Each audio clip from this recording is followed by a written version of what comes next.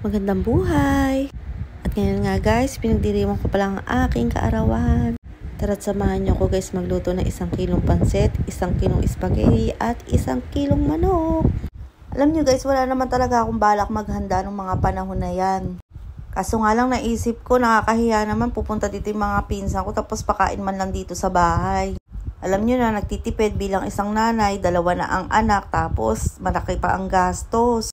Sa totoo lang guys, pag nanay ka nga pala, talaga naman yung pagtitipid para sa sarili mo. Huwag nang gastusin para na lang sa mga anak mo. At yan nga guys, inuna ko na nga pala yung paghihiwa ng mga sangkap na gagamitin. Pero guys, hindi ako magluluto nito ha.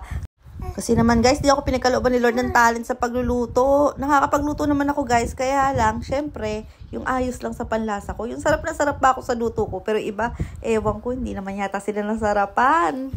Lalo na guys, nung nasa Taiwan ako, yung mga cravings ko, kahit naman kulang-kulang ang sangkap, tapos hindi kompleto yung, yung knowledge ko sa pagluluto, ginagawa ko talaga para makain ko lang yung cravings ko. At guys, nahiwa ko na nga pala yung bawang, sibuyas, celery, tapos yung mga karot, tapos iyan na nga, hinihiwa ko naman ngayon yung hotdog. Alam nyo na, hotdog is life para sa spaghetti. Nagmamadali din ako niyan guys sa paghihiwa kasi naman yung aking baby ayaw na ayaw umaalis sa aking kandungan. Malayo lang ako guys ng konti sa kanya. Ay nako, Diyos ko, kumakaiyak, akala mo mag-a-abroad na naman ang ina. Kaya nga guys, nagtatanong kung babalik pa ba ako. Gustong gusto ko bumalik guys ng Taiwan kasi ang hirap ng buhay sa Pilipinas. Ang hirap pag wala kang kita. Sa totoo lang guys, ramdam na ramdam ko yung hirap dito. Alam nyo ba guys, pag nabarya ang 1,000, Diyos ko, dire-diretso na, sandali lang, ubos. At yan nga guys, o diba, talent ko yung paghihiwa, ginandahan ko talaga yung paghihiwa dyan.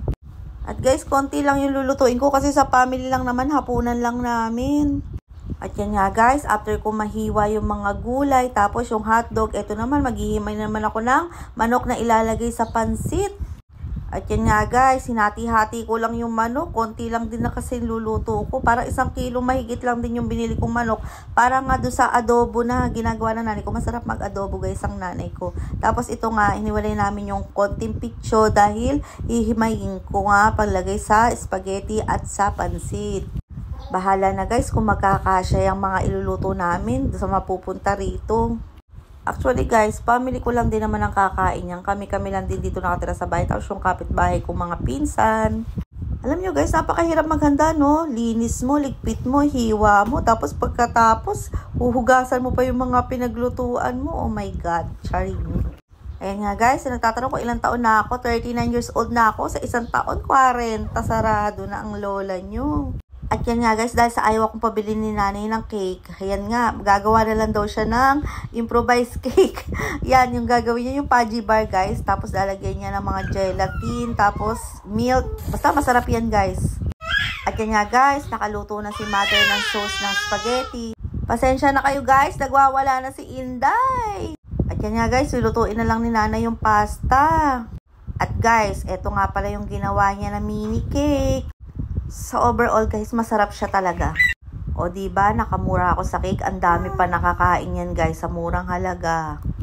At eto na guys, yung aking handa sa aking 39th birthday. Konti lang, pero guys, nabusog naman kami buong pamilya. Salamat sa inyong panonood. Sana mag-subscribe kayo sa akin. Paalam!